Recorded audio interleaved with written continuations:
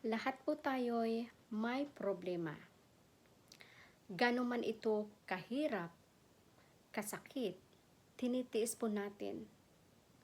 Minsan, naiisip natin na gusto na nating sumuko. Pero, nandiyan pa rin tayo nananatiling nakatayo. Ano ang dahilan?